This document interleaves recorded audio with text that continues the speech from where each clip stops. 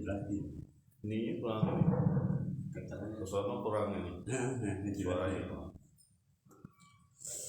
Bismillahirrahmanirrahim. Assalamualaikum warahmatullahi wabarakatuh. Alhamdulillah alladzi hadana li hadza wa ma kunna linahtadiya laula an hadana Allah.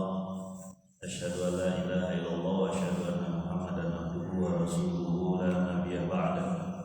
Allahumma shalli wa sallim wa barik ala sayyidina Muhammadin wa ala alihi wa sahbihi ajma'in. Amma ba'd. Ayyuhan nas ittaqullaha haitsu ma kunta wa asbi sayyi'atal hasanata tamhuha. Shadaqallahu wa sadaqa rasulullah. Alhamdulillahirabbil alamin. Jamaah bertakwa astagfirullah. Mari kita lanjutkan lagi, masih udah ganti, kita udah mulai masuk ke surat As-Sajdah, surat yang ke-32. Kemarin kita udah selesaikan surat Luqman.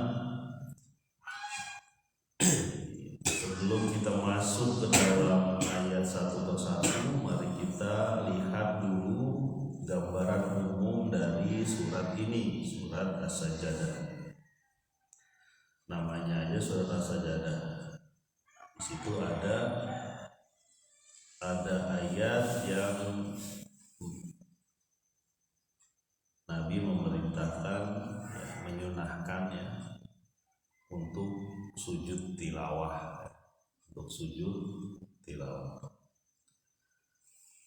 Jadi surat As-Sajdah ini ada beberapa tema-tema ataupun pokok-pokok pikiran yang ada di surat ini.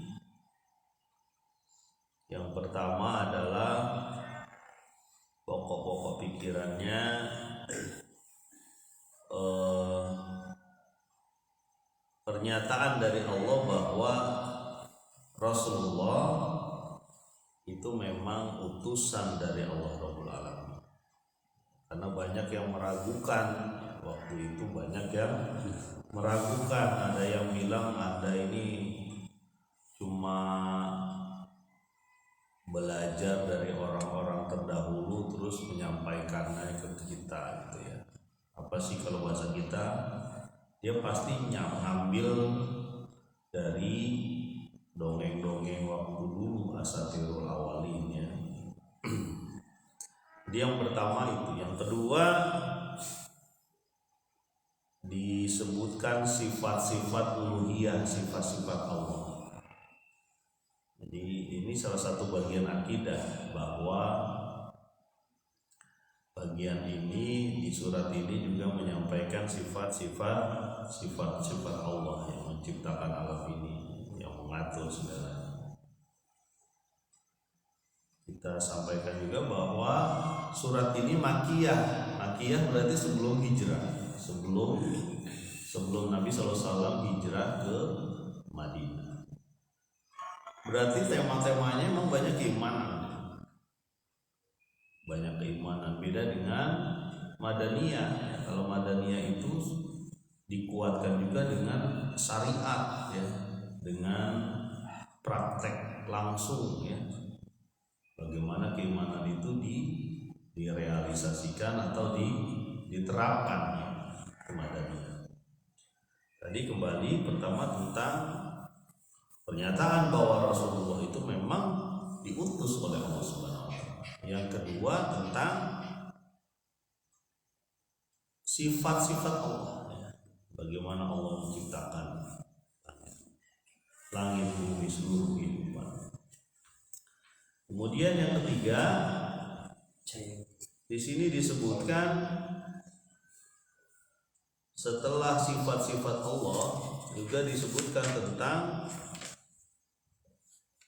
apa yang terjadi ya, kepada kaum muslimin yang mengikuti perintah Allah ya. Bagaimana sifat-sifatnya disebutkan, termasuk bagaimana kesulitannya kaum musyrikin, orang-orang yang tidak mau mengikuti perintah Allah ya. Bagaimana sulitnya dia di hari kiamat.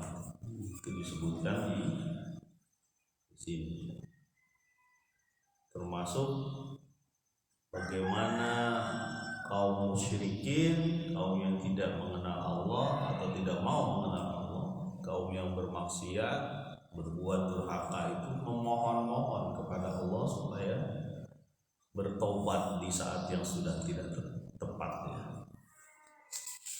Itu gambaran umum dari surat As-Sajdah ya. Mari kita mulai di ayat pertama. Bismillahirrahmanirrahim. Alif Lam Mim. Ayat-ayat yang dimulai dengan huruf-huruf Al-Quran. Hanya Allah yang mengerti. Ada beberapa mufasir penafsir Al-Quran itu, ulama penafsir Al-Quran mengatakan bahwa bisa saja ini ada singkatan-singkatan tertentu, tapi tidak ada nas khusus bahwa dia memang disingkat gitu, tidak ada. Terus yang kedua, Al-Quran ini adalah terdiri dari huruf-huruf. Dia ada di hadapan kaum musyrikin pada saat itu, musyrikin Quraisy. Mestinya kalau Al-Quran ini adalah huruf-huruf, berasal dari huruf-huruf, bisa dong manusia membuat. Kalau bahasa kita ABCD, sebenarnya bisa kan manusia membuat itu, tapi nggak pernah bisa sampai sekarang. Nggak ada yang bisa membuat Al-Quran sampai hari ini. Jadi ayat-ayat kayak Shad, Yasin ya, kemudian Alif Lam Ra, itu kan huruf-huruf gitu, dan huruf-huruf itu ada di hadapan dia, nggak pernah bisa. Walaupun ada nabi-nabi palsu yang berusaha untuk menciptakan Al-Quran gitu ya, semodel itu, tetap aja nggak bisa sampai sekarang ya. Itu tantangan dari Allah Subhanahu Wa Taala. Kalau Al-Quran ini turun kepada manusia ya, atau Al-Quran ini dibuat oleh manusia, buatlah coba gitu. Sampai sekarang ada.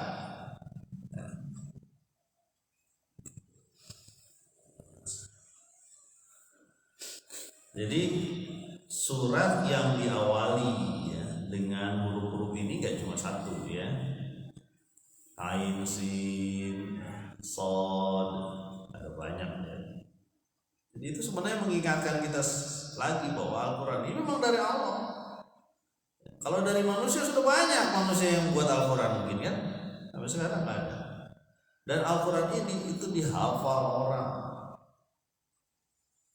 Dihafal orang mungkin kalau bahasa kita wakaf-wakafnya, titik komanya itu orang tahu itu. Nggak ada buku yang bisa begitu sampai sekarang itu. Termasuk yang ditulis oleh penulisnya, belum tentu dia bisa hafal itu. Coba sekarang di Indonesia aja mungkin ratusan ribu atau jutaan orang menghafal Al-Quran. Ya, jadi dari huruf-huruf saja.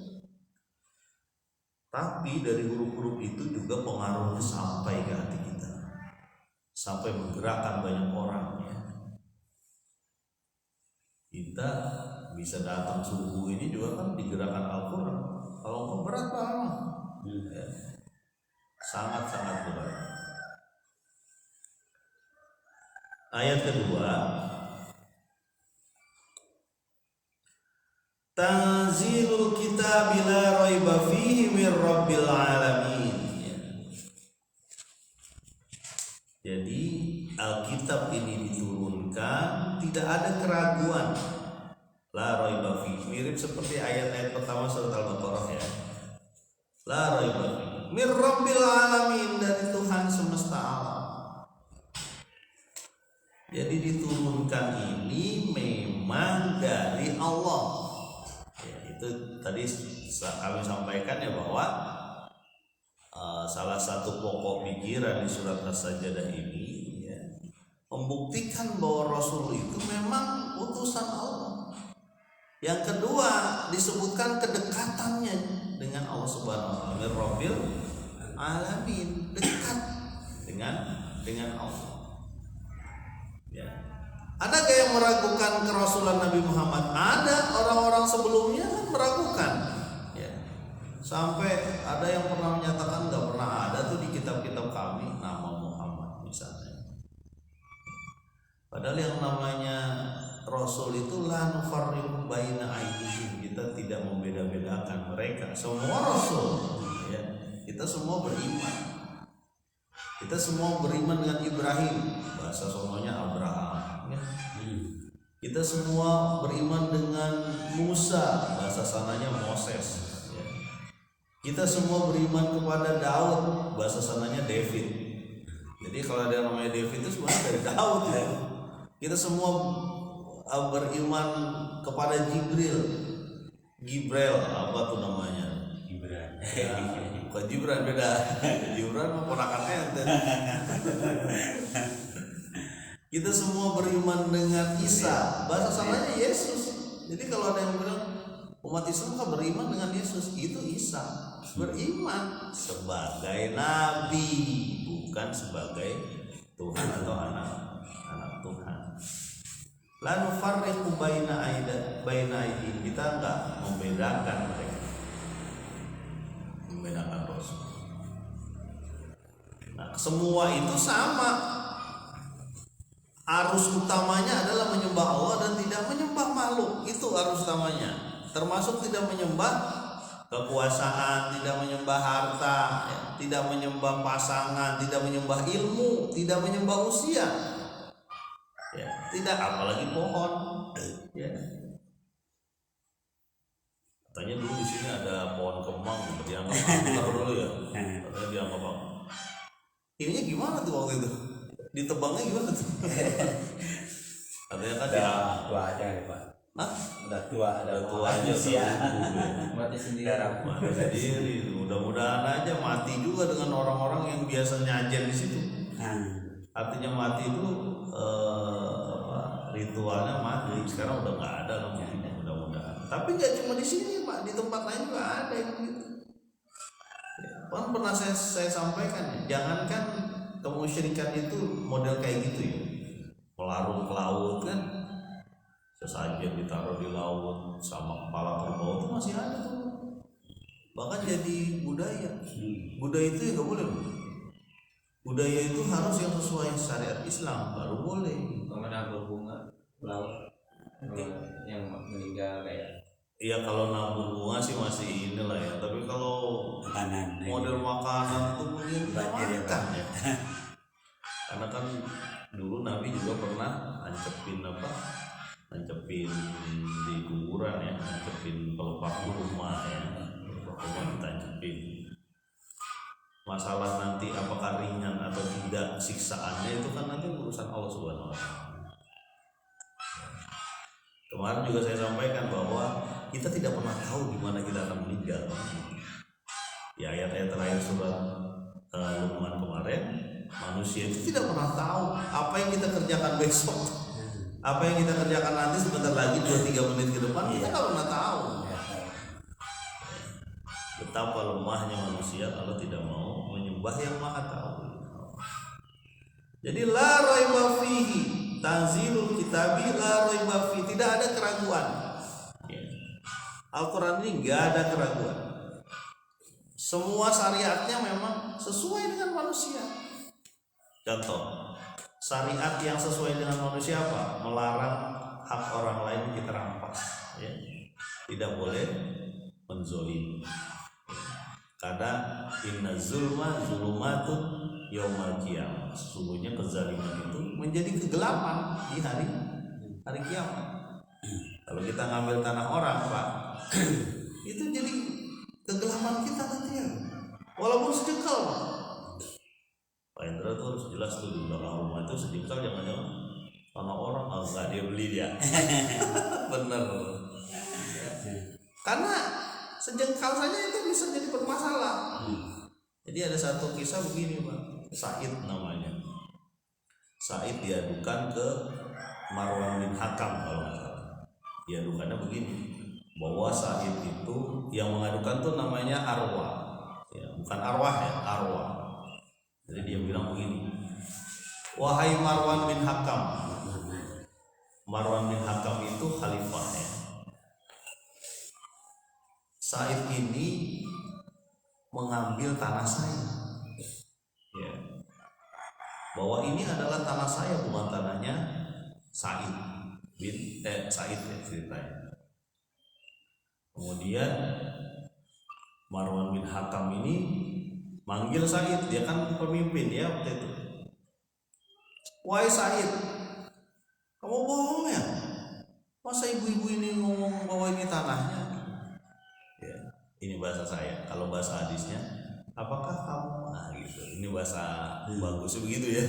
Kalau bahasa kita, bohong, tanah orang lakuin gitu. Bahasa mana? Iya. Apa kata Said? Said bilang begini, sesungguhnya Allah akan menanggungkan tanah yang diambil secara tidak hak kepada orang yang mengambil itu. Maksudnya menanggungkan itu menimpakan tanah 7 tala bumi dulu. Kalau bahasa lain itu 7 bumi itu bakal ditanggungkan walaupun sedikit.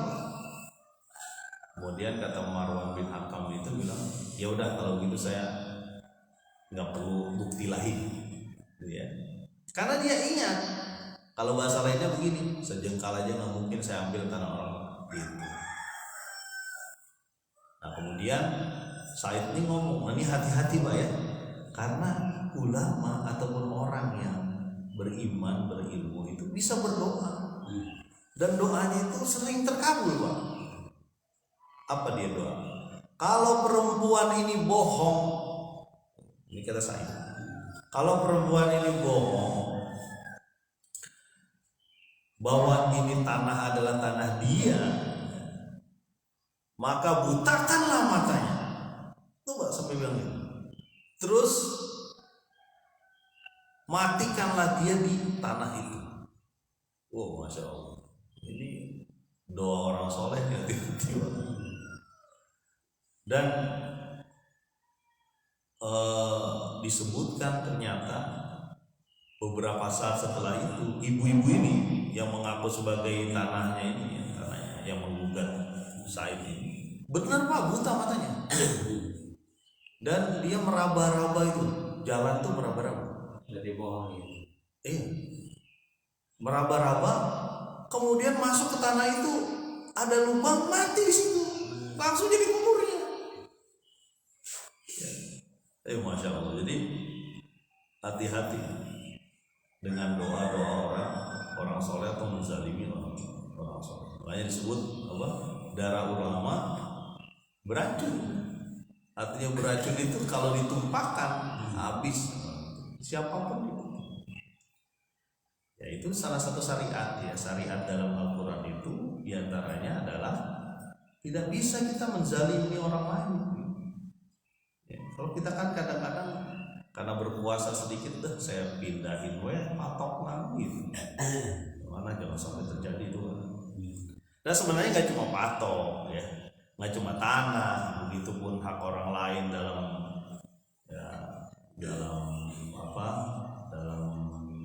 uang, dalam apa itu juga jangan sampai. Ayat ketiga, am yaqulu naftara bal huwal haqqu mir rabbika litunzira qauman ma atahum min nadhirin min qablika la'allahum yahtadun. Bahkan mereka mengatakan ini diadakan oleh Muhammad. Ya.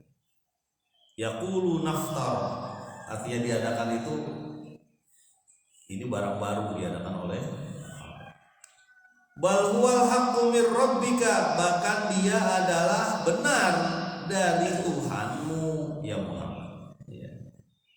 Litunzira qauman ma atahum min nadhirin, supaya menjadi peringatan untuk kaum ya, yang belum datang kepada mereka pemberi peringatan ya, nadhir ya.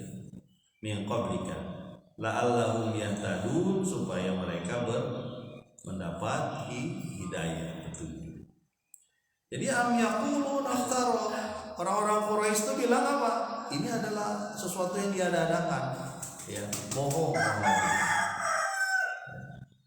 Cuma sesuatu yang dia sebut-sebut saja. Apa itu sesuatunya? Al-Quran. Apa itu sesuatunya? Islam. Ya, nggak mau dia mengikuti. Makanya pernah saya sampaikan tuh, kalau Abu Jahal itu suka ngikuti di belakang Muhammad. Abu Jahal itu ngikuti di belakang Muhammad. Nabi Muhammad menyampaikan ke satu kaum. Biasanya waktu pergi haji, Pak. Karena pergi haji juga di zaman jahiliyah ada sisa-sisa Nabi Ibrahim. Oh, sedih saya melihat ini. Melihat apa? Melihat yang pergi haji sekarang. Coba lihat tinggal berapa orang tertahan oleh Covid. Saya ngeliat di YouTube, di Facebook tuh melihatnya sedih. Ya Allah, umat Islam juga nggak bisa beribadah dengan baik ya. Nggak bisa. Cuma berapa? 10.000 orang dari hampir 3 juta orang. 2 juta ya Kak Saiful. Ada 2 juta Kak Saiful kalau haji 2 juta ya. Tinggal 10.000 orang. Nggak bisa. Masya Allah, mudah-mudahan Allah angkat ya penyakit ini ya. Ujian buat kita semua nih penyakitnya. Bahwa hakku bahwa bahkan dia adalah benar. Benar apanya? Banyak Pak masalah hak itu, masalah kebenaran. Yang pertama benar bahwa tidak ada kezaliman ketika kita menegakkan Al-Quran. Ya Pak ya. Jangankan kezaliman menegakkan Al-Quran, itu betul tuh tadi Kak Saiful bilang. Sampai pada hewan saja kita butuh baik. Nggak boleh ditendang, nggak boleh diikat sampai, makanya saya kadang-kadang nih anak-anak nih ya ngikut-ngikutnya tak patong diikat. Ini pengalaman sama penelitian waktu kecil sama juga jangan sama ini apa tuh londok ya apa namanya itu diikat astagfirullahaladzim, ayo lepasin sih malah. Janganlah, sama hewan pun ini juga butuh itu. Dan Allah melaknat tuh kalau kucing diikat atau di mana ditaruh di kandang sampai mati nggak dikasih makan, nggak boleh. Sama hewan saja kita tidak menzalimi, apalagi sama manusia. Makanya sesama mukmin itu haramun damuhu wa maluhu ya. Haram apanya? Hartanya, darahnya tuh haram, nggak boleh kita tumpahkan sama musuh kecuali yang hak ya. Ada sesuatu yang harus. Jadi bal wal haqqu, tidak ada kezaliman. Habis kaina. Masya Allah. Itu keringan ya. Kita juga inilah mudah-mudahan ke rumah aja dah Pak. Apa namanya? Mudah-mudahan ada beberapa titik-titik juga yang sudah menjerit Pak untuk ke air itu. Ada di Cangkrang, ada di Carutan, nanti kita coba juga untuk bikin seperti ini. Ini pada kurang satu lagi kalau bisa mesinnya tambah satu lagi tuh dari bawah. Iya. Kan yang rombongan Pak Maman belum dapat tuh sudah. Iya kan? Dia juga belum. Sebagian udah mulai kurang. Nggak perlu hanya 5 Pak. Kemarin saya tanya perlu hari ini kan enggak. Bagus. Sumur. Udah banyak kan sumur. Mudah-mudahan. Jadi yang pertama itu tidak ada kezaliman. Kebenarannya itu tidak ada kezaliman. Yang kedua sesuai dengan fitrah manusia. Coba saya tanya nih teman-teman, ini kadang-kadang orang Indonesia ini agak berat. Ketika usia 7-10 tahun itu kalau bisa kamar laki-laki dan perempuan anak kita dipisah. Itu memang belum ada dia perempuan dua-duanya. Ini perempuan semua nih. Saya udah mulai berusaha pisah tuh Pak. Karena apa? Karena usia segitu kan mumayyiz ya, sudah melihat baik dan buruk. Ciri-cirinya mumayyiz itu Pak, melihat baik dan buruk itu kalau kita tanya mana teman kamu yang paling ganteng, dia bilang, dan itu benar. Itu kita tahu gitu. Walaupun belum ini ya, belum ada. Kalau balik kan ada tanda-tandanya. Saya lihat anak kelas 2, kelas 3 SD sekarang itu udah bisa Pak itu. Dan kalau sudah mumayyiz itu harus minta izin Pak datang ke kamar kita. Harus ketok. harus diminta izin dulu. Cuma masalahnya kan tidak semua kamar kita cukup. Sama lah di Indonesia tuh biasanya kayak kontrakan itu kan ada berapa gitu kan. Gak pakai kamar-kamar. Gak pakai kamar-kamar. Kalau kita punya rezeki, alhamdulillah Allah berikan rezeki itu prioritaskan kamar. Jangan beli yang lain dulu. Ya sebagian orang mah. Iya betul. Kalau perhatikan rumah kami itu kan rumah kami kan kecil 5 kali 5,5 waktu itu kan. Udah dibikin kamar 2 Pak. Walaupun dapurnya di tengah. Tapi kamarnya sudah 2 dari awal. Kita sudah itu syariat Islam. Jadi syariat Islam itu sebenarnya hak benar. Ya. Banyak sih sebenarnya hak yang mana. Mir rabbika litunzira qauman ma atahum min nadhirin min qablika. Dari Tuhanmu benar supaya memberi peringatan kepada kaum yang belum ada peringatan. Di Mekah waktu itu ya, belum ada peringatan kecuali Nabi Ismail waktu itu. Sebelumnya sampai tidak disebutkan, ada beberapa hadis-hadis itu tidak disebutkan. Tidak ada ibaratnya Nabi di jalur Nabi Ismail, dan itu ribuan tahun. Sementara di jalur Ishak itu banyak nabi-nabi kan.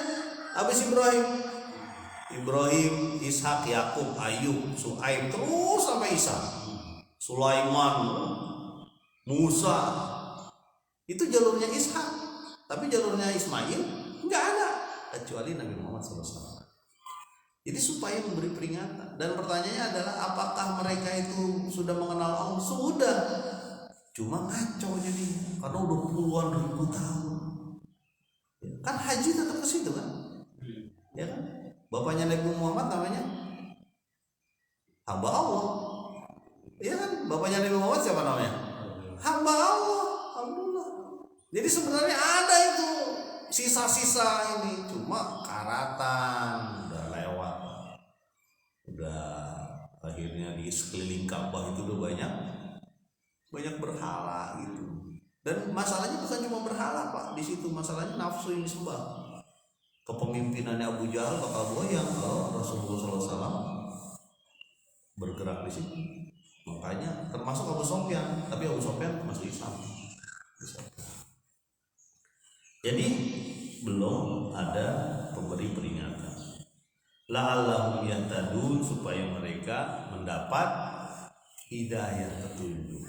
Bukan untuk Rasul kita beragama ini, bukan untuk Allah, karena nggak nambah kekuasaan Allah walaupun semua orang beriman, nggak nambah. Kita masalahnya beriman itu hanyalah untuk mudah-mudahan bermanfaat. Subhanakallahumma wa bihamdika asyhadu an la ilaha illa anta astaghfiruka wa atubu ilaik. Ada Oktiana dan Taufan.